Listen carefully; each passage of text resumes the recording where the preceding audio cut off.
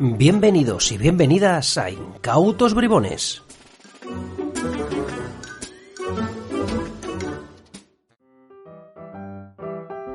Hola, soy Yunque y me encanta poder hablar de la cabina espiritista de uno de los máximos exponentes a nivel mundial, mi querido amigo Luis Boyano.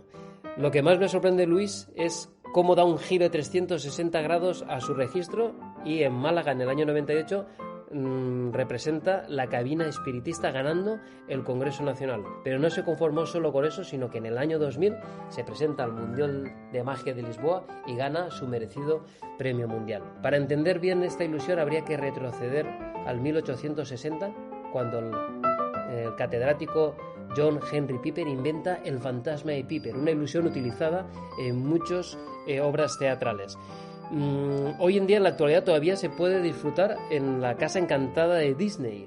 No tardaron muchos años los hermanos Davenport en mejorar esta ilusión en el 1864. Estos dos hermanos se encerraban maniatados dentro de un armario con unos instrumentos musicales y el público podía escuchar perfectamente cómo sonaban esos instrumentos musicales dentro del armario.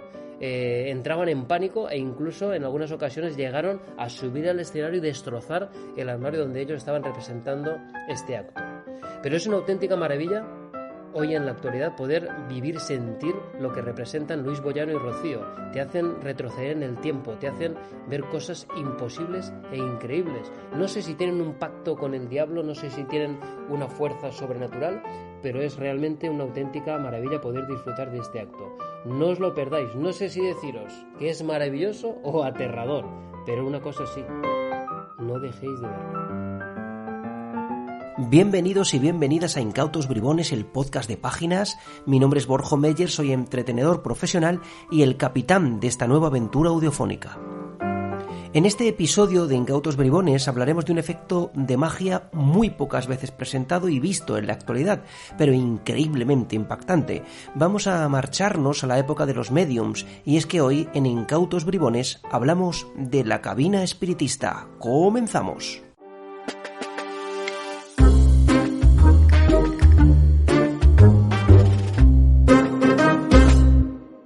Seguro que alguna vez habéis oído hablar de las hermanas Fox, de los hermanos Davenport y de todos esos personajes que en el siglo XIX decían ser capaces de conectar con los espíritus.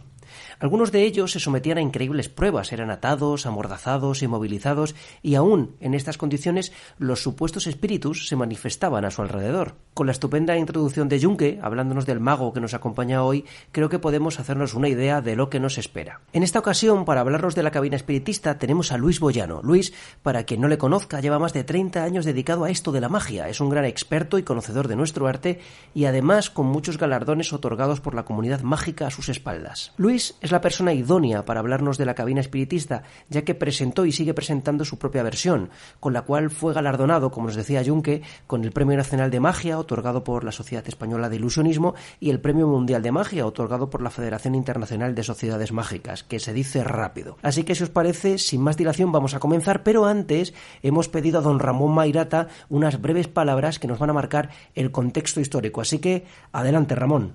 El problema es que los hermanos Davenport no se presentaban como magos, sino como dotados verdaderamente de poderes sobrenaturales y capaces de comunicarse con los espíritus. Con su cabina espiritista recorrieron el mundo y también España. Es curioso que en sus inicios les acompañaba como asistente un niño llamado Kellar, que se convirtió mucho después en un célebre mago. En España se encontraron con artículos muy críticos en los periódicos de la época frente a su espectáculo, y todo un libro a favor del vizconde de Torres Solanot, un político revolucionario y convencido espiritista. La mayoría de los magos de la época estudiaron a fondo el fenómeno, así lo hizo por ejemplo Robert Houdin, pero fue Maskelyne, el fundador del Egyptian Hall, quien en 1865 logró desentrañar el método que utilizaban los hermanos Davenport. Ayudado por un hábil ebanista, Cook, que era su socio, logró construir una cabina similar y allí empezó a hacer el mismo espectáculo de los Davenport, pero asegurando que él no tenía poderes sobrenaturales, que todo lo que hacía era debido al ingenio y al arte de un mago ilusionista. Así empezó su carrera como mago ilusionista, que le convertiría en uno de los más importantes de finales del siglo XIX, y al mismo tiempo logró crear un nuevo género dentro de la magia, el género del desenmascaramiento de médiums y espiritistas, que llevaría a su cenit Houdini unos años después y que sería practicado también por muchos magos posteriormente. La cabina espiritista se incorporaría al repertorio de los magos y cada vez que se hace, porque se sigue haciendo, podemos comprobar que es uno de los más rotundos efectos que nos legó la magia espectral del siglo XIX, fruto del auge del espiritismo y los deseos de trascender la muerte y comunicarse con el más allá. Unos deseos que seguramente siguen vivos en muchos de nuestros contemporáneos. Muchísimas gracias, Ramón, por estas palabras y creo que ha marcado perfectamente, como decía, el contexto histórico en el que nos vamos a mover para hablar con Luis Boyano. Así que, bueno, vamos allá. Bienvenido, Luis, a Incautos Bribones y, bueno, muchas gracias por estar con nosotros. Bien hallado, y de inicio el agradecimiento es el mío por vuestra invitación. Estoy encantado de poder colaborar con vosotros. Oye, deciros que lo de Incautos Bribones está muy bien elegido para el tema que hoy nos ocupa. A lo largo de la entrevista veréis cómo en la génesis de este fenómeno hubo mucho bribón, pero mucho bribón, engañando a millones de incautos. Bueno, perfecto, Luis. Vamos a ver ahora dentro de un momento a ver quiénes son esos bribones que engañaban a esos incautos. Así que, si te parece, lo primero que necesitamos es saber, definir de alguna manera en qué consiste el efecto de la cabina espiritista. Mira, antes de contestar a tu pregunta, quiero deciros que la cabina de los espíritus nace de la perspicacia de los ilusionistas al ver el éxito de las sesiones de espiritismo a partir de mediados del siglo XIX. Ante el movimiento, el fenómeno de moda que se producía en aquellas casas donde se celebraban esas sesiones, los magos deciden llevarlo a escena y realizar con ello espectáculo.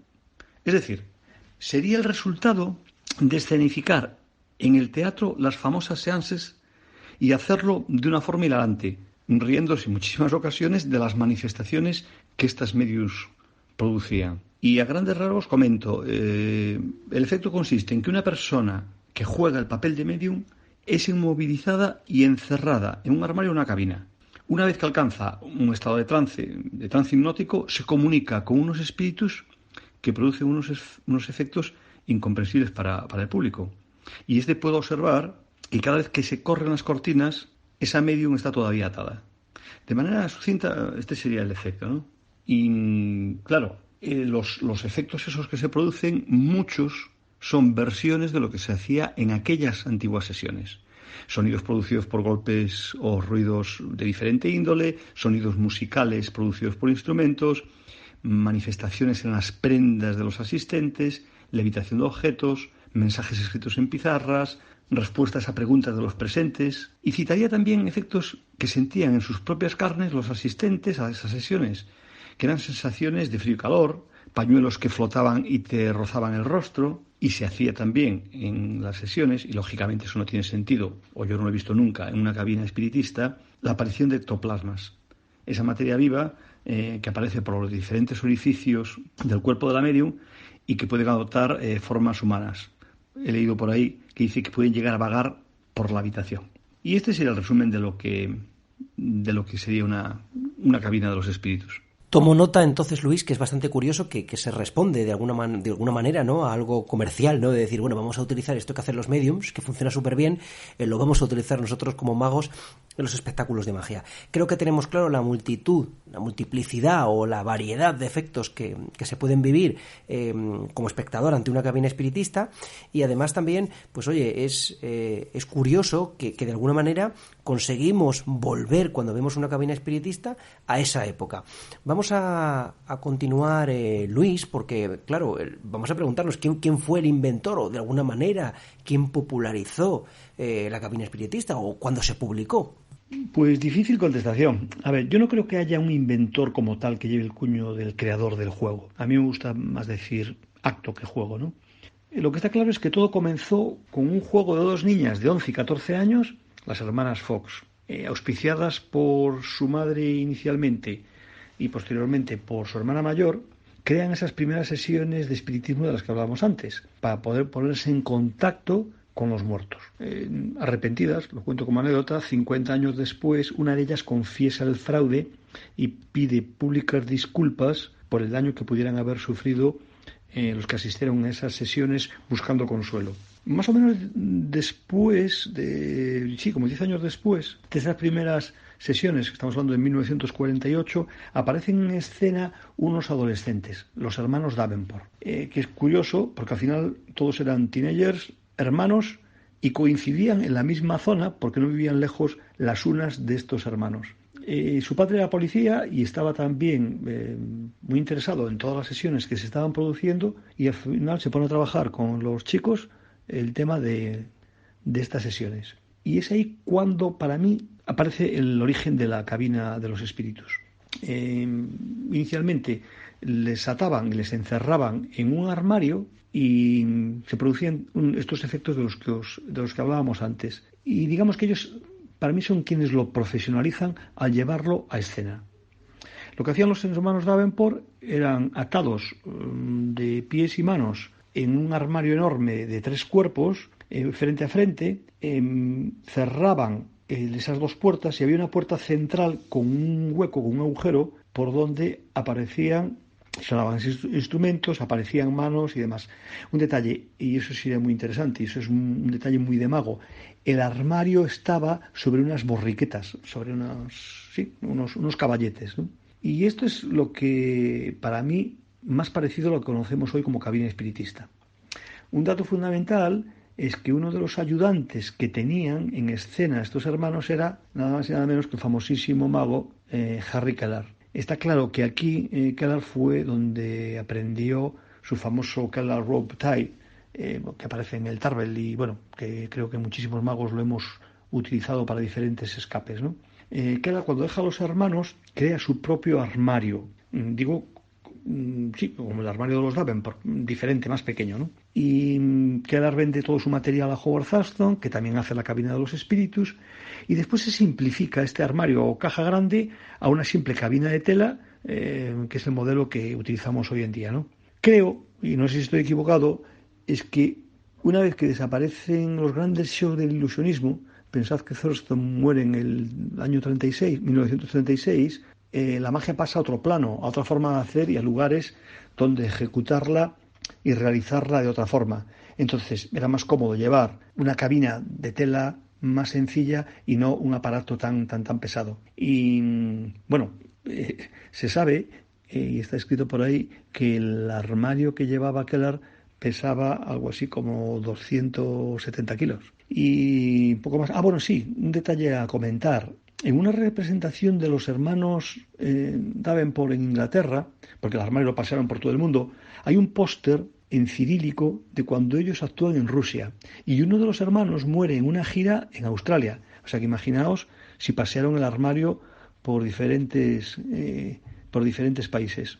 Pues lo que os decía, que en Inglaterra un joven mago se dio cuenta en la representación que aquello era toda una farsa y que de poderes paranormales había muy poco. Este mago, con tan solo 26 años, era John Neville Maskelyne, que le reta en público diciendo que él podría realizar esos mismos efectos y sin ninguna ayuda de espíritus. Estamos hablando de 1865. Y nada, hay un recorte por ahí en el periódico, me parece que es la Gaceta de Birmingham, en el que el titular reza algo así como: los Davenport fueron superados por la sensacional actuación de una pareja de ilusionistas. Entonces creo que tenemos cosas claras, que no hay un inventor definido, que de alguna manera unos chavales de alguna forma dieron forma a esa cabina espiritista, así que cuidado con estos magos que vemos en TikTok, puede ser el futuro.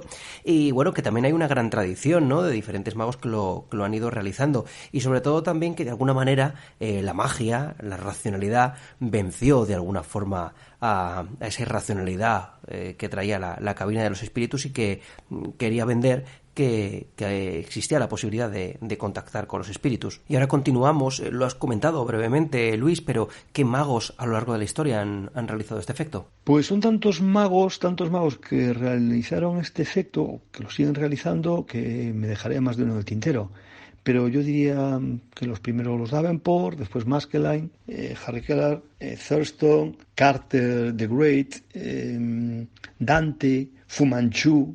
Fu Manchu lo tenía como un juego estrella. The Great Levante, Willard the Wizard, y más actuales, bueno, en los años 60, John Calvert, Virgil, Milburn Christopher, recientes, pues Copperfield, Paul Daniels, Mark Allen y Ginger en Las Vegas, Pepe Carroll y Juan Tamariz, y tantísimos otros, incluso Boyano y Carla.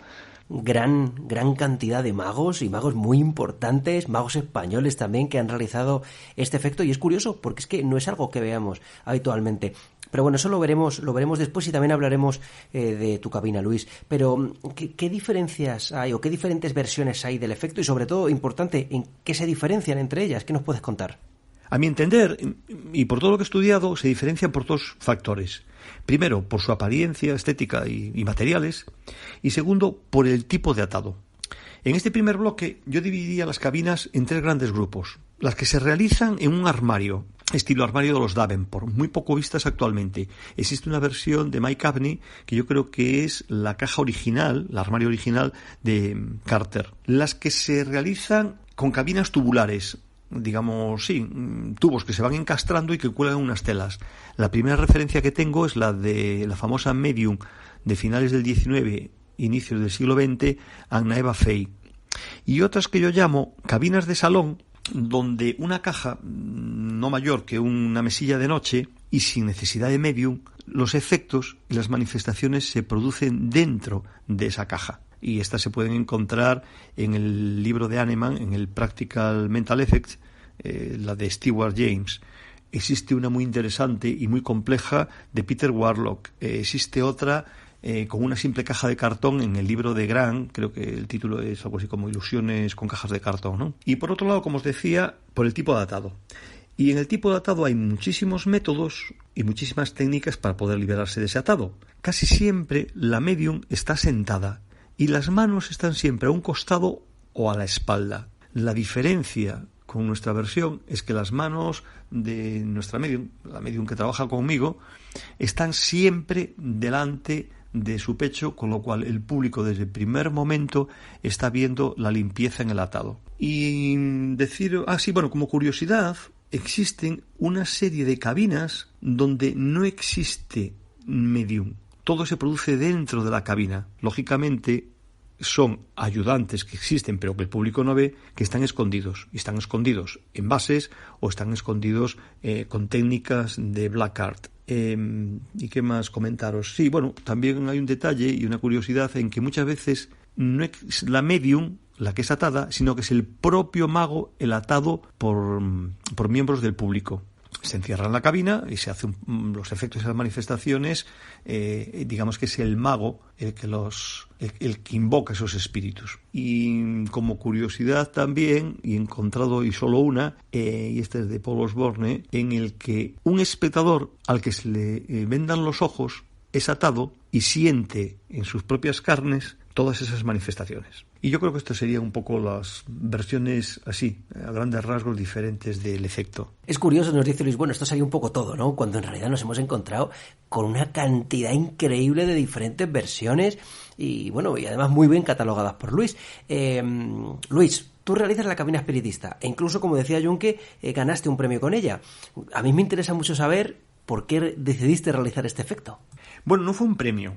Realmente fueron tres. El primero y menos conocido fue un concurso que creó el Círculo de Ilusionistas Profesionales, que lo bautizó algo así como Certamen Mágico de Primavera. Esto fue en el año 98.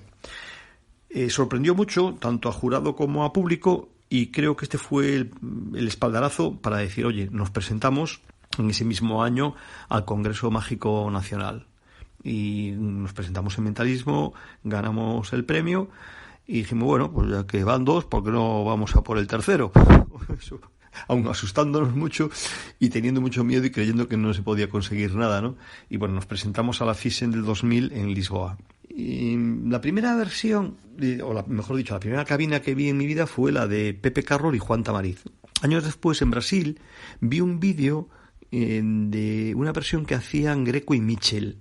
Era el mismo sistema de atados que utilizaba Pepe y Juan y los realizaban de una forma magistral y con muchísima rapidez. Y eso fue realmente lo que me llamó mucho la atención, ¿no? Pero una vez más, esta cabina lo que tenía era el toque cómico, que después vi a lo largo de mi estudio, en que casi todas las cabinas tienen ese toque de comicidad, ¿no?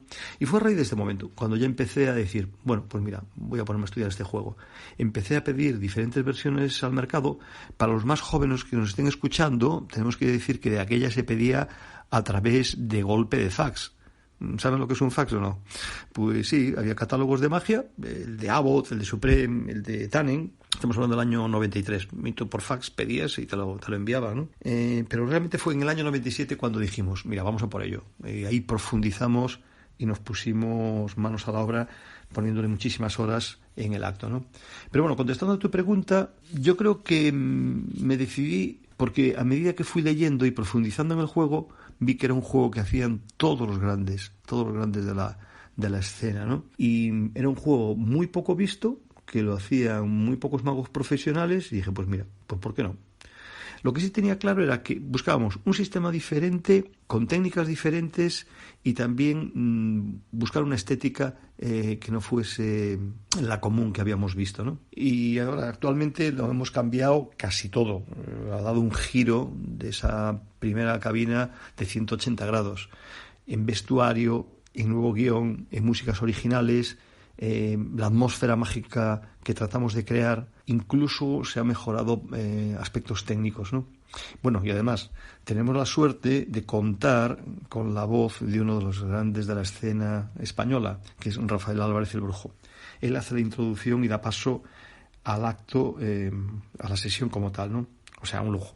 Estamos encantados, claro. Luis, ya lo comentabas y de hecho ya lo comentábamos antes, que es un efecto que se ve muy poco. Pero la pregunta es, joder, siendo un efecto tan potente, y sobre todo, como tú decías, ¿no?, que han realizado grandes de la escena mágica, ¿por qué tú crees que se realiza tan poquito? Mira, la cabina espiritista fue un juego que los ilusionistas comenzaron a realizar en un momento histórico concreto, fruto del auge del espiritismo, y es lo que llamamos la magia espectral. Los grandes magos de la historia la realizaban y creo que poco a poco se fue desvirtuando, haciéndose cada vez más como un acto cómico. Y en mi opinión, la comicidad fue ganando terreno a la verdadera esencia original de lo que eran las sesiones de espiritismo. Mira, para nosotros hacer nuestra cabina es un acto romántico, un intento de recrear aquellas sesiones surgidas de la necesidad de conectar con el más allá. Y nos gustaría mostrar y dar a conocer esa etapa tan interesante de la historia del ilusionismo, tanto al mago como al lego, ¿no? Y quizás un motivo por el que se ve muy poco es que para este acto tienes que tener una pareja de escena con la que tengas muchísima complicidad y una precisa coordinación de movimientos. El éxito del número depende en gran medida de la coreografía perfecta entre mago y medio. Y esto solo se consigue, pues lógicamente, con muchas horas de trabajo y ensayo. Y por supuesto, crear el ambiente y poner en contexto el acto ante la audiencia. Nos han quedado claros, Luis, todos esos factores, ¿no?, que bueno, de alguna manera provocan, ¿no?, que se vea tan poco. Y sobre todo, otro tema también importante, ya que, oye, nos has dejado con la miel en los labios y quizás en algún momento nuestros oyentes puedan disfrutar de tu cabina, ¿en qué se diferencia la cabina que tú presentas de otras? En primer lugar, el método de atado y la posición que adopta la medium.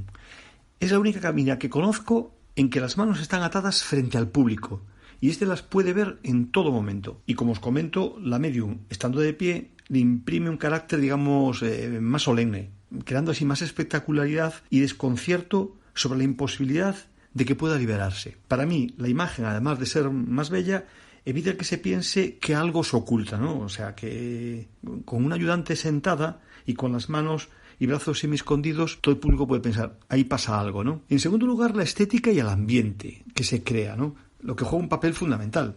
Nosotros tratábamos de hacer una recreación donde el vestuario, las telas de terciopelo, los elementos que utilizamos, la silla y la campana tienen más de 100 años.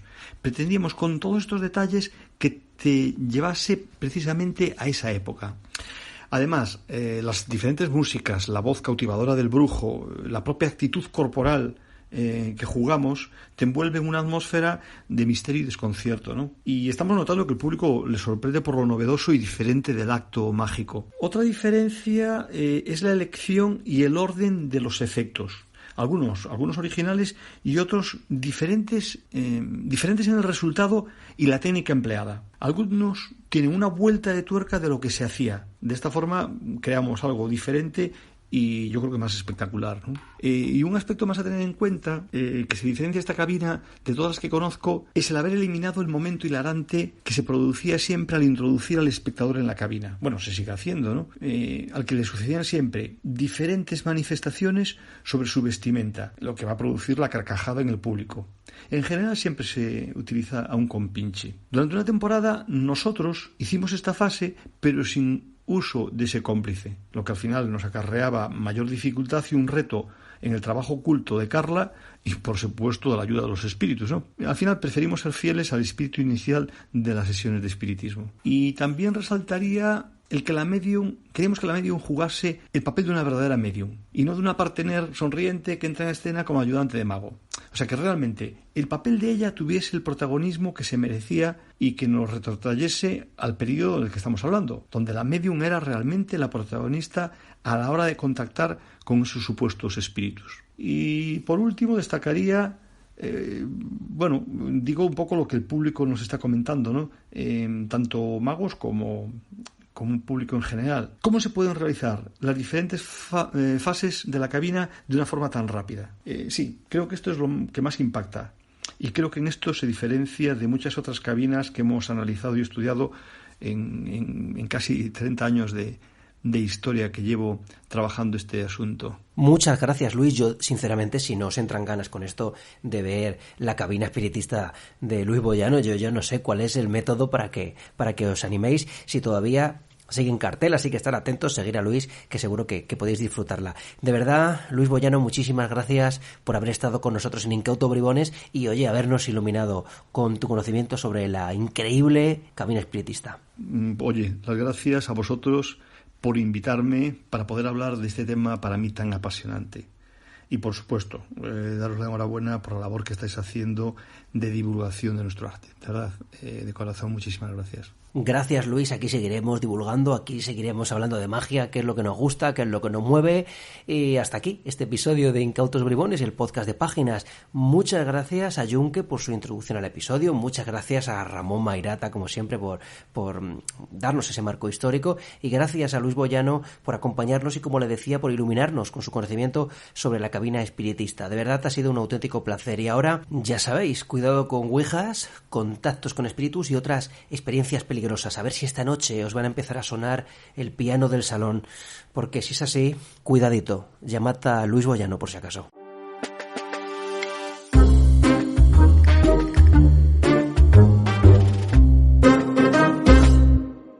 Y esto se acaba, pero antes suscribiros a Páginas en un clic en nuestra newsletter entrando en librosdemagia.com. Es gratuita y a partir de ahora vendrá llena de contenido mágico y lo mejor de todo, tendréis acceso a sorpresas muy potentes para los amigos y amigas de la familia Páginas.